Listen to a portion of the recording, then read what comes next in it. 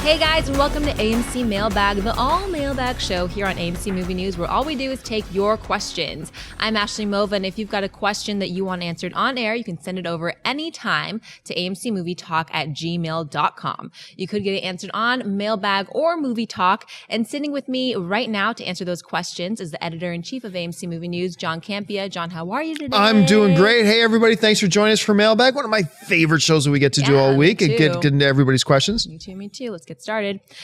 Ellisa Stanovitch writes, greetings AMC from sunny Florida. My question is about all the new shows in AMC Phase 3 and how they come about.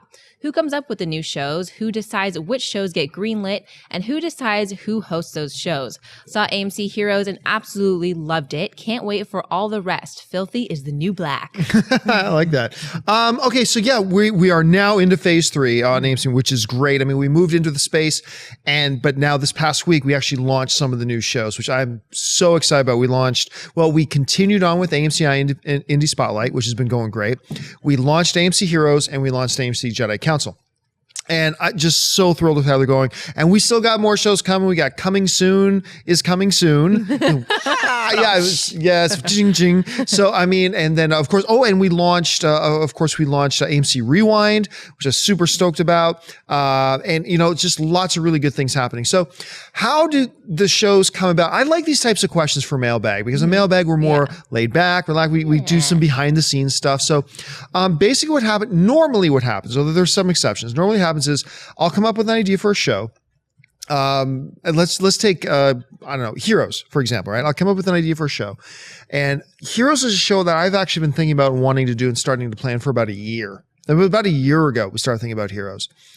And so, then I'll take that idea and I'll talk to other people on the team, say, what do you think about this? I think this would be a great idea. Do you think, what am I missing? And we go through some discussions and we talk through it and stuff like that. And I either then realize it's a bad idea or it starts to sharpen the thing that, oh yeah, this is a good idea. So, but then, we want to take our time with it, all that kind of stuff. We knew Phase 3 was coming, all that kind of stuff. So who greenlights it? I greenlight it. And then how do we decide who hosts it? I decide who hosts it. And what I try to do with the shows with AMC is that I really try to pair people on our team for shows that I think they'd be really strong at. So AMC Indie Spotlight, obviously we needed to have Amy Rose Eisenbach in there, and we needed to have Alicia Malone on that show with her. When it comes to shows like Rewind, absolutely wanted John Schnepp on that show. Absolutely wanted Alicia Malone on that show.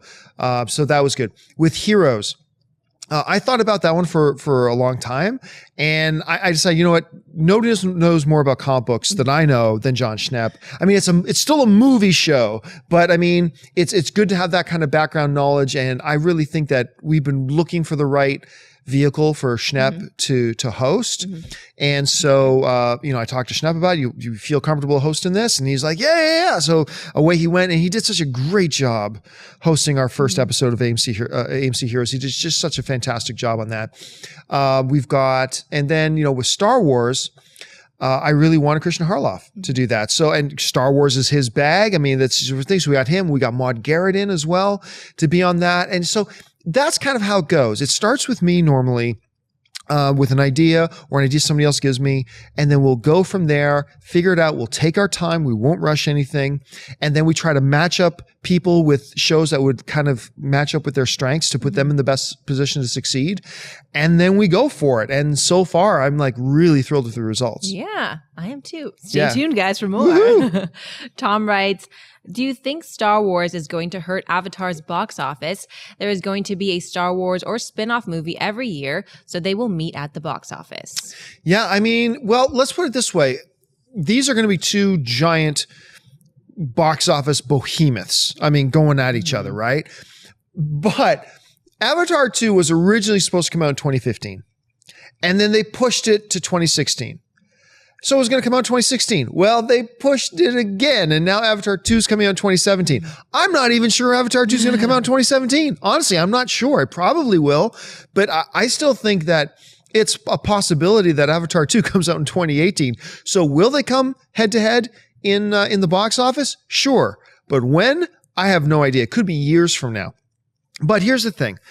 Right now, Star Wars and its spin-off films, they're kind of dating them for like the second week of December. Avatar 2 is scheduled right now, at any rate, for Christmas Day in 2017.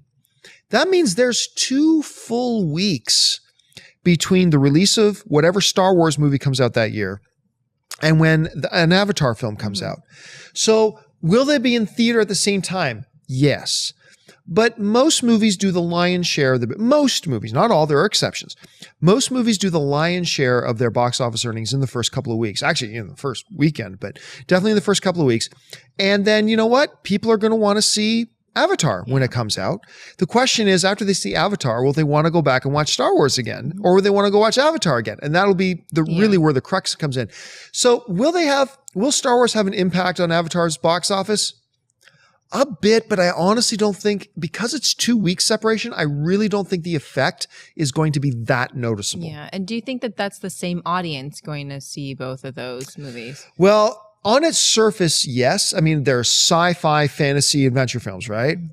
The difference is Star Wars has fans across each gender, every age group, every nationality, every ethnicity, anything. I mean, Star Wars fans can be found everywhere. Avatar has a huge fan base, but it hasn't been around for generations like Star Wars has.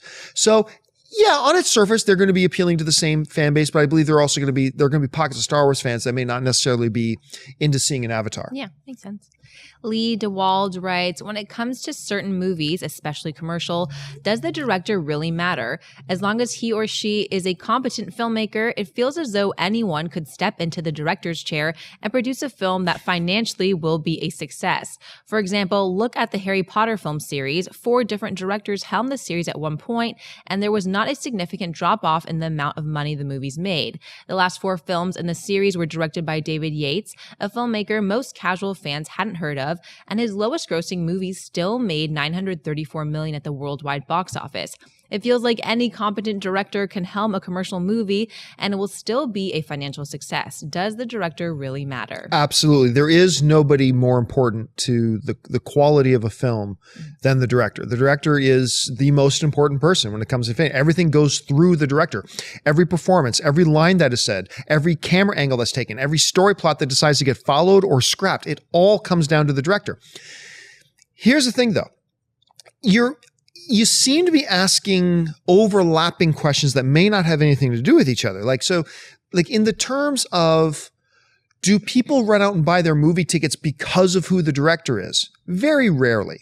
You'll get your odd Christopher Nolan. You'll get your odd Steven Spielberg. You'll get your odd Martin Scorsese. But for the most part, people don't run out and buy their tickets. The average movie-going public don't run out and grab their tickets based on who the director is. What the bigger impact is on the quality of the film. That's what the bigger impact is, right? And the better a movie is, the more money it will make. Now, that's not to say that every good movie will make tons of money. Let's say Birdman, right? Birdman comes out. We understand what the premise is. We understand what it's about. We know who the cast is, blah, blah, blah. Birdman would have made $3 million. And actually, fact checker Dennis, would you mind looking up what the box office total on Birdman was? I can't remember it off the top of my head. Just shout it out when you got it there. So let's say, for argument's sake, that Birdman would have made, just all other things being equal, was going to make $3 million, right? It's made 41 million domestic and 94 worldwide. I had no idea it climbed that high. Yeah. Okay, so here was a little film that wasn't even like targeted for wide release and all that kind of stuff, and it probably would have made somewhere around $10 million, right? But because it had Academy Award winning director, Alejandro directing it, and because he made that an amazing movie, word of mouth spread, buzz. People started going back to see it multiple times and dragging other friends to come see it because this was the best movie of the year. And it ended up winning the Academy Award actually for best movie in the year. And as a result, that little movie, that all other things being equal, probably would have made about $10 million, ends up making 90 something million bucks. Now, you mentioned the Harry Potter franchise. And yeah, there was no big dip, but my argument would be that every director who directed the Harry Potter franchise, including Yates, did a pretty darn good job. Now, you also mentioned in the question that, hey, nobody even heard of Yates. Yeah, but that's irrelevant. Like you said, most times people don't buy their tickets based on who is directing it. The question is, did the director do a great job? And I totally reject the idea that any competent director could have walked in and made Birdman best film of the year. No, they could not. No, I will tell you with great certainty, no, they could not. Not just any competent director could have done that. And therefore, not just any competent director could have taken that film and turned it into a $91 million movie. Now, let's look at like a movie that is a total pile of horse crap, like Transformers 4, right? Horrible, disgustingly bad movie. And everybody will say, well, it still made, I think 400 or 300 and something million. It made like $300 million domestically, right? It made like $300 million domestically. Therefore, it didn't matter. Imagine how much money, I guarantee you, the people at Paramount ask themselves this question. Imagine how much money Transformers 4 would have made. I mean, it made a lot of money, but imagine how much money it would have made if it was awesome. If people like me people like me who was looking forward to the movie could have walked out going, that was incredible. Now I'm calling my friends or I'm talking to my buddies. And when me and Soul are saying, what do you want to do next Thursday? I'd say, hey, instead of going down to the whatever Barney's Beanery and having wings, hey, let's go see Transformers 4 again. You haven't seen it yet. I want to see it again. It's awesome. Now we've got 2 more ticket sales and blah, blah. But instead, what happened? Everybody went to go see it once, including me. But I'm walking out and now telling my buddy, don't go see Transformers 4. Just don't. And I'm not going to waste my time to go and see it again. So imagine how much, if Michael Bay can actually direct. I am not a Michael Bay hater. I think he's got films that I really like. The Rock. I really like Pain and Gain. I'm one of those suckers who I really liked Armageddon. I did. A lot of people like Bad Boys. He's got some bad movies. He's got some good ones. But imagine if he did a great job directing Transformers 4 and you had another director in there who's really awesome stepping into Transformers 4 and made it a good movie. That movie could have challenged Avatar for the #1 box office film of all time. It absolutely could have challenged it. And they mentioned Harry Potter, and I think you can see like a difference in feel and a difference in tone in all the Harry Potter films because the directors are different. Which one is your favorite? Honestly, I wouldn't have said this prior to the last film, but I love what Yates did. Mm-hmm. I thought that series, and I was not a big Harry Potter fan for the first couple of films. Yeah. And then I just felt like after Harry Potter 4, that's when for me it was like, this is actually starting to get real good. And most people, their favorite Harry Potter, I'm in the minority here. Most people who know what they're talking about, a lot of people I find their favorite Harry Potter film was Harry Potter 3. I believe that was The Prisoner of Azkaban. That was actually my least favorite of them personally, but whatever, that's it. But for me, something happened in 4 where I was like, this is actually really good. And then 5 and then 6. Good thing you stuck in there. And I stuck in there. And then by the time the franchise ended, I was like, bravo. I counted myself as a Harry Potter fan. Yeah, well, they're doing a prequel per se that happens like 70 you don't like years. Those prequels. I'm not a big fan of prequels, but this one is not like 3 years before Harry went to Hogwarts. This one is like, I believe it's 70 years. Oh, wow. And because what happens is, for those of you who don't know the book, it's called, Des, can you look up the name of the movie? It's a Fantastic Beasts and Where to Find Them. I think that's what it's called. But that it's a textbook that you see in the Harry Potter franchise in Hogwarts, right? So what this new movie, also being written by J.K. Rowling, is about the guy who wrote that textbook. It's Newt something. It's like, Newt something or other.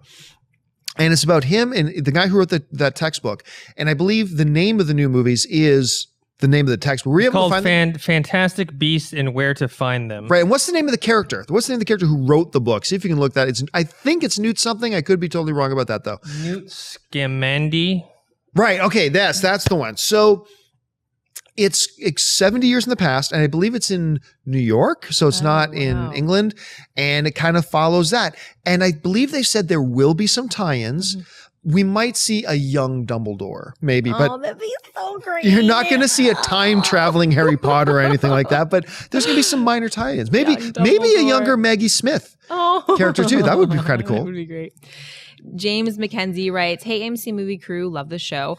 My question is about the solo Batman film that's coming. V vs. S is inspired by The Dark Knight Returns, so I'm guessing the solo Batman movie will be too. In The Dark Knight Returns, all his enemies were up in age as well. Do you think Michelle Pfeiffer would be good reprising her role as an older Selina Kyle that's retired? Would it matter old Bruce Wayne / Ben Affleck? I would love to see that. What about you guys? Could it work somehow? No, there's too much. I believe Michelle Pfeiffer is getting close to 60. I think she's 57. In fact, Dennis, can you look up the Michelle Pfeiffer's age? I think it's 57. Yeah. And still sexy as hell. Don't get me wrong. I mean, but 56. 56. She's 56 years old. I think she's got a birthday coming up. That's right. She's got like a birthday in the next month or something. She's pushing 57. She's almost 57. And she's still wonderful. I love Michelle Pfeiffer.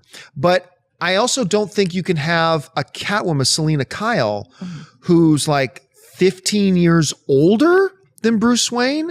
Look, having traditional Batman characters that we know and recognize and love around the same age as Batman, who's going to be in his early 40s. Yeah, I could see that.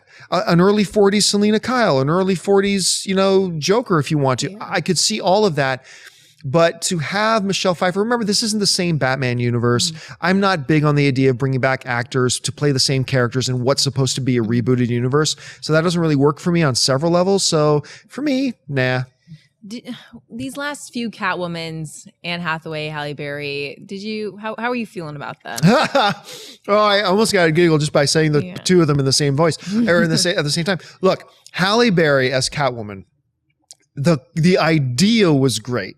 I mean, Academy Award winning Halle Berry as Catwoman. A Catwoman spinoff sounded so great. That wasn't Catwoman. That wasn't Catwoman. It was awful, and it is one of the worst films ever made. It is in my top 5 worst films ever made list. It's right up there with Battlefield Earth and Highlander 2. It's like right up there is Catwoman. It's just atrocious. The funny thing is, and some of you guys have heard me say this before, going into The Dark Knight Rises, the third Christopher Nolan film, I was very excited about it. And the one thing I was worried about, though, was Anne Hathaway. Even though I'm an Anne Hathaway fan, I did not think she would work as Catwoman. I didn't see it. I didn't think it could work. And what happened? I thought Anne Hathaway as Catwoman was the best thing about The Dark Knight Rises, which totally shocked me. I totally bought into the way Nolan handled that character and how he utilized her. And she ended up, for me, being the best part about that movie. So two very contrasting ideas about the Halle Berry and the Anne Hathaways. Cami Trio writes, greetings AMC crew. I was wondering what your thoughts are on the novelization of films as opposed to books being turned into movies. I myself have never bothered to pick up a film novelization, but if you have, are there any differences? For example, in the Pacific Rim novelization, Pentecost called the Category 5 Kaiju Slattern, meaning dirty woman, but he didn't name her in the movie. Thanks and keep up the good work. I have never actually picked up the novelization of a movie and read it. Once I've seen a movie, that to me, that's the definitive telling of that story. To me, it's different for other people, and that's cool, but that's the way it is for me. Now, there will be lots of other stuff. In a novelization, there'll be lots of other stuff that wasn't in the movie, because this is what we talk about all the time when we're talking about books going into movies, as opposed to, in this question, the other way around, going from movie to a book. Whenever you talk about a book going into a movie, a lot of people complain, they left this out and they left that out and they didn't do this. And what we often try to explain to people is like, yeah, but understand, the average screenplay for a movie is about 100 pages. It's about 100 pages. That's how long a script is. Generally speaking, one page, there are exceptions, but generally speaking, the rule of thumb is 1 page equals a minute of screen time. So a lot of screenplays come in around the 100 to 120 page length, right? How many pages was the last Harry Potter book? Like 600, 700. A lot of novels are like 300-400 pages. Like, so that means when you turn a book into a movie, there are going to be things that, the director and the new screenwriter decide we want to focus on this element, this element, this element, and this element, but we don't have the time to focus on all of it, or else we're going to end up with a 4-hour movie. Or a 5-hour movie or a 6-hour movie. And we just don't want to do that. That's why when they split the last Harry Potter book into 2 movies, I had no problem with it because that book was a tome. That book was huge. It's like, trust me, there's enough material there for 2 movies. Unlike taking The Hobbit and splitting that into 3 movies, that was different. So when you're going the other way and making a novelization of a movie like they did with the Star Wars films, the movies came first and they did novelizations of it. You're going to get new descriptions. You're going to get new details. You're going to get a lot of that kind of stuff because people don't want a 100-page novel. They want a 300 to 400 page book. And so it'll be a lot more descriptive. There'll be a lot more talking about background. There'll be more dialogue in many cases. More details will be given. And so it flushes out into a full novel. But that's why, you're going to see that. But I have never bothered and I probably never will. You mentioned longer books being turned into separate movies. What did you think about The Hunger Games being turned into? Yeah, that's one a lot of people, because the last Hunger Games book isn't that big of a book, right? I personally loved the most recent Hunger Games, Mockingjay Part 1. I loved it. I really did. My fear, and I was talking about this on Movie Talk a couple of weeks ago, my fear, though, is that they did all this setup in Part 1, right? And now in Part 2 is going to be all payoff. And that sounds like it'd be exciting. But what happens is you get what happened in the Hobbit films. The third Hobbit film was all payoff. It was all just the action battles, the summation of everything that happened before. But the problem was there's this scene where you have, Thorin Oakenshield standing on the frozen waterfall, and he's got Azog the Defiler in front of him, and they're arch enemies and they're about to fight. But here's the problem. I haven't seen these 2 guys on screen together in 2 years.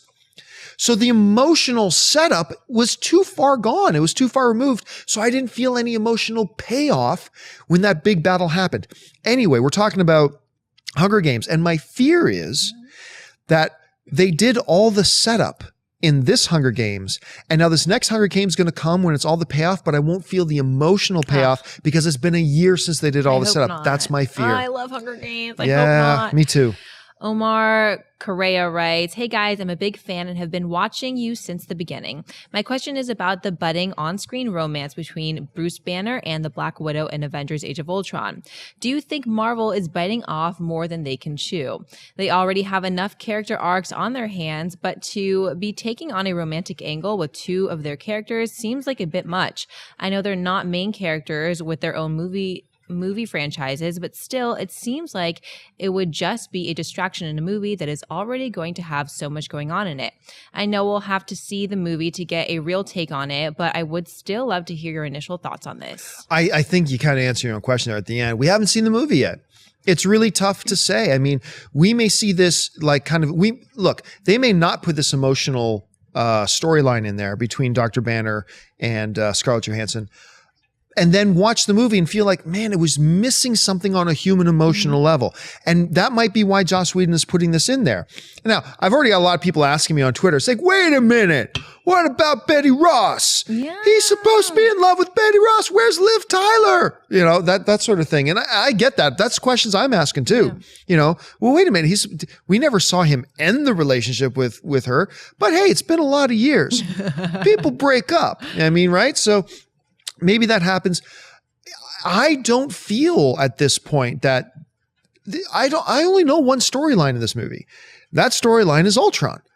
And many movies will have several minor story threads running through them as well. So at this point, I'm not worried about it at all. Let's see how it plays out. I trust Joss Whedon. I have a feeling the reason it was put in there was probably never the first idea they had for the movie. I have a feeling it was included to give more of a human emotional element to the film instead of just being pow, bang, explosions. But once again, like you said in the letter, we won't really know until we see it. So let's take a breath and see what Whedon does with this. Why not Captain America? I thought they were gonna be something. Yeah, it did for a short time in Captain America: Winter Soldier. It looked like they might start rubbing body parts. Yeah. But you know what? I like what they did with that relationship. It felt like they just built a really strong comrade bond. Mm-hmm. Best of friends. There for each other. With man and woman. Let's get realistic. It does. It really does. Always one-sided. It really does. I mean, they have sex, but there's no romance. No, I don't know. But I had that feeling from Captain America. I remember he comes from a different era, right? Mm-hmm. And I just had that sense that by the end of it, I was glad they didn't go into the romance part of it, that they could just be really strong comrades. And I like that about it. There was a lot of times people thought that her and Tony Stark, because there was a little sexual tension between the two of them in the previous Iron Man film, or in Iron Man 2, I should say. So, I mean, they could go in many, many different directions. I never would have guessed they would have done her and Dr. Banner, but let's see how it plays out. Maybe it'll be really sweet. Maybe really nice. Aaron Tansman writes, "Hey AMC movie talkers, love the show. My question is about A Million Ways to Die in the West. I absolutely love this film and was really surprised by all the negative reviews it got. Everyone just talks about how bad and disappointing it was, but how come no one ever mentions its technical brilliance? The production design was great, the cinematography was amazing, and the soundtrack, in my opinion, is a masterpiece and a great homage to the Western scores by Elmer Bernstein. Am I the only one who thinks this way? Because I never heard anyone else mention these aspects in their reviews. I would love to hear your thoughts on that. Keep up the great work." The best thing about all movies is the pure subjectivity of them. That's the best thing, is that, a movie's a piece of art. We stand around a piece of art, 10 people, and we each see 10 different things. And that's a great thing. Movies affect us emotionally at different levels for different reasons, and that's awesome. I say all that because then I got to follow that up with saying I completely disagree with your assessment of that. I mean, and I'm glad you got that appreciation out of it. That's awesome. For me personally, I thought the sets were terrible. None of the music to me was memorable.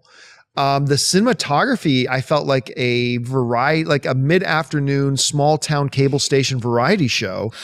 But that was, it's harsh. I mean, you say you were surprised by the negative reviews. I was too before I saw the film. I was a little bit late. I saw it. I didn't see it until I think a week or two after it opened. And I was so excited about it because I love Ted. And I'm a big Family Guy fan. It has its bad episodes, but... Oh, Peter. That was really good Lois. I know, right? I want to do like an entire show where you do Lois one day. I want to do it. One of these days we'll do like an all Lois show. Anyway, I love Family Guy. Not always, but Ted was great. And this was his follow-up to Ted. So excited about it. And then I heard these negative reviews, right? And I'm like, they probably just didn't get it. I hate it when people say that. And I was saying it. They just didn't get it. I'm sure it's going to be brilliant. And I walked in, I watched it, and I watched it, and it's like, you know what? I did not think it was as bad as a lot of other people said. I thought there was more laughs in it than I had been led to believe there would be. And I was like, oh, okay, that wasn't horrible, but really ultimately it was a big letdown. But the funny thing is, I actually thought the technical aspects were even worse.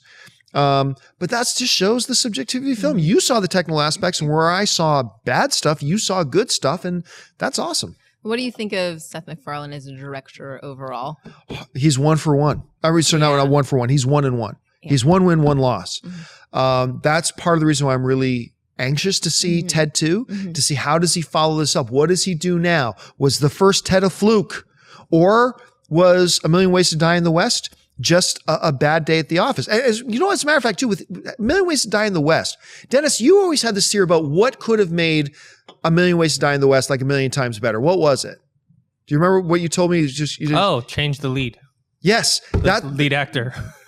Yeah, Dennis, I remember talking to Dennis about it for the first time. He said the biggest mistake that MacFarlane made with A Million Ways to Die in the West was making himself the lead. And then I watched it again after he said that. I'm like, yeah, I mean, there's still other things really wrong with it, but he was right. That was a mistake. He shouldn't have done that. I would have been curious to see how this movie would have turned out had he got, not necessarily a Jack Black or Paul Rudd. I would have been interested to see how that movie would have looked if it had been Paul Rudd in the lead instead of MacFarlane. Fingers crossed for you, Ted, too. Yes. Ben Nejma Fetty writes, "Hi AMC, do you think that if American Sniper didn't get nominated for the Oscars, Interstellar would have taken its place?" It's an interesting thing because this year they ended up having 8 nominees. They may go back to a hard line 5 nominees each year, because right now it's based on a certain voting system where it could be anywhere from 5 nominees to 10 nominees. And there were 8 this year. So had American Sniper, which I didn't think should have been nominated for Best Picture. I really liked American Sniper, but I thought there were a couple of films that were better. Most notably, I thought Nightcrawler was a better. I thought that one deserved a nomination more. But if it had not, would Interstellar have gotten it? Well, I just said it. If Sniper hadn't been there, I think it would have been, and deservingly so, gone to Nightcrawler. I liked Interstellar. I liked it. I thought it was a good movie, huge, bold vision, all that kind of stuff. But as you know, Dennis and me and Schnepp did a review for it. I think it sums up. It's a really good movie, very ambitious movie. It was not better, in my opinion, it was not better than any of the films that got nominated for Best Picture. I do think it was better than American Sniper, which I also really like. But I also think there were 2 or 3 other films, including Nightcrawler, that would have deserved that vacated American Sniper spot before Interstellar. So you enjoyed Nightcrawler more than those 2 films? I just think Nightcrawler was a terrific film. Yeah. I was actually kind of surprised it didn't get a Best Picture nomination, especially because I didn't see American Sniper getting a nomination. I saw it, really enjoyed it, thought Bradley Cooper was very good in it. It's a good movie. I didn't think it deserved a Best Picture nomination. Do you think you have a connection to Nightcrawler because you work in this world, I guess, of reporting? I have never thought of it like that. I hope not. I mean, it's a very... that's a great report. That's all I could think of. It's a very different world that he lived in than like, I'm sitting on my laptop. It's like, oh, look, this dude's playing Spider-Man. He's running around moving dead bodies to get video footage. So maybe a little bit of a disconnect there. So I hope not. I hope that's not the case. All right, guys. Well, that is all the time we have for today. Thanks so much for joining us. And just a reminder, lots of great movies being shown in AMC theaters today. So go ahead and head on over to www.amctheaters.com for all of your theaters, showtimes, and ticket information. And if you want a podcast version to help you have some company during your long ride home, check out the description box below for the link to the podcast. And make sure to click that subscribe button. Thanks to the guys in the room, Dennis and Jonathan. And thanks to John. John, where can people find you online? You guys can find me online on the various social media networks. Just follow me on Twitter or Facebook at John Campia. And you guys can find me on Twitter and Instagram at Ashley Mauve. And I hope you're having a fabulous weekend. And we will see you guys next time. Bye.